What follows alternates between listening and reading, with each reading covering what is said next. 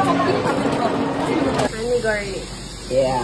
Honey garlic. Ay mga katalongers, dahil day off ko is nagpakulay ako ng buhok at mamaya ay aalis ako. Pupunta akong SM Bacoor para magbayad ng bills at mag-grocery.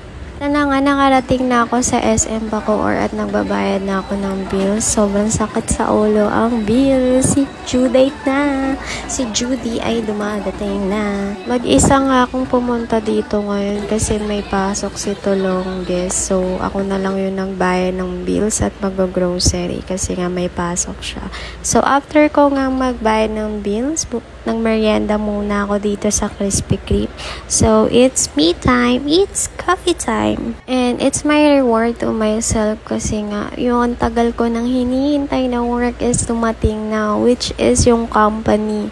Is nagkaroon ako ng job offer sa ibang company. So, that's why, hindi na ako tutuloy as a dealer doon sa island ko. Then, ipagluluto ko rin ng dinner si Tolongges. So, samahan niyo akong mag-grocery at mag-isip kung ano ang lulutuin ko mamaya. Isip na nga ako kung ano ang lulutuin ko. So, ang naisip ko is chicken wings.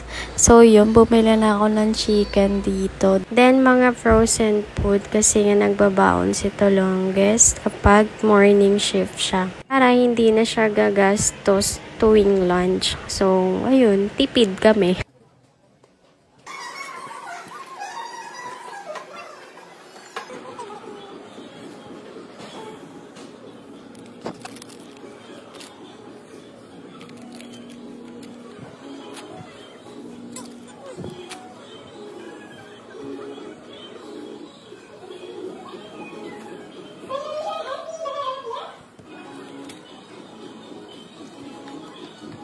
Sobrang haba nga ng pila dito. So, ang tagal kong naghintay. So, eto, pauwi na ako. Then, nagre-reklamo ako. Ang taas ng mga bilihin. Sobrang taas. Sabi ko, ang taas ng inflation ngayon. And kaya mangyayari yung di na ako titingin sa presyo. Basta ilalagay ko na lang sa cart. Di na ako magka-calculate.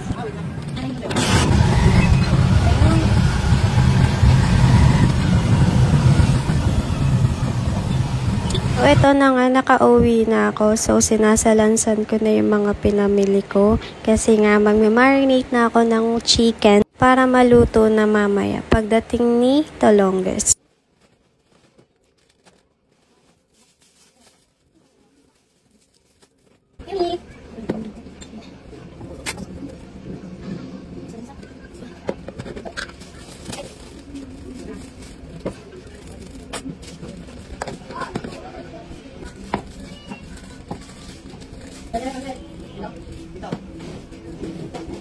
Ang unahin ko nga i-marinate is yung buffalo wings. Kaya magagayat ako ng kalamansi para nga medyo maasim yung palalabasan ng chicken wings namin.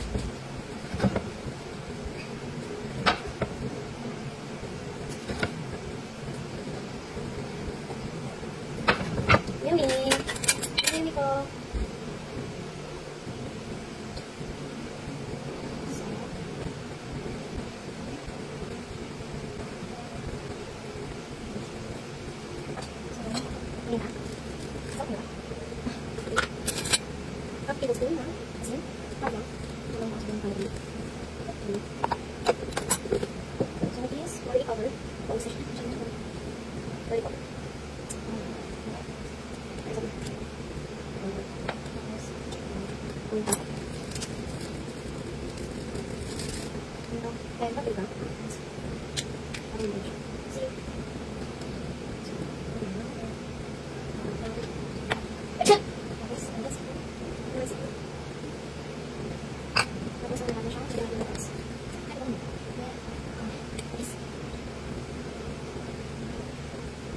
So, ayan, tapos ko nalagyan ng mga ingredients yung buffalo wings.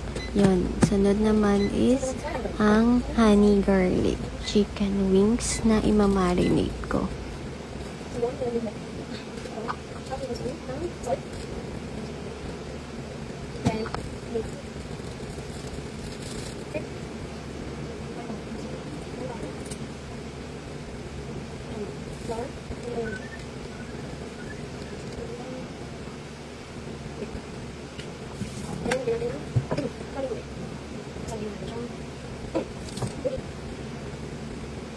So, i-marinate natin sila ng 30 minutes bago natin sila iprito. So, ito nga, pinakuha ko si Tolongas ng pagpirpituhan kasi nga wala kami. Galing pa yan work. Tingnan nyo yung itsura.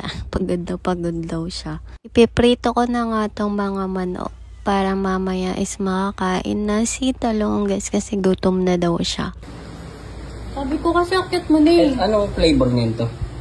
Buffalo. Buffalo wings? Ito, honey garlic. Ito. Honey garlic. Oh, sige. Yay! Cheers! Ulam natin itong mga chili at wings. Ano to? Honey garlic. Ito. Buffalo.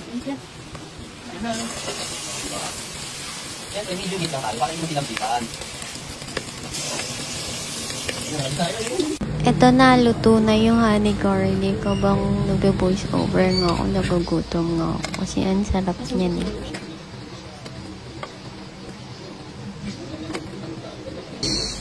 Ano yan, Master Tongangis? Honey garlic. Yeah. Honey garlic. Meron pa tayo. Hindi pa tayo tapos.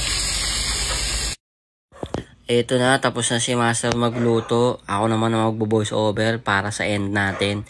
Kasi pare, nagsya-shoutout. Shoutout doon sa mga kilala namin. Follow nyo ako. Hindi ko alam yung sinasabi ni pare dyan. Nag-voice over ako kasi may mga music, may mga background music kasi. Ayan, tamang inom na kami. O sige, outro na tayo. Good night sa inyo mga Tolonges.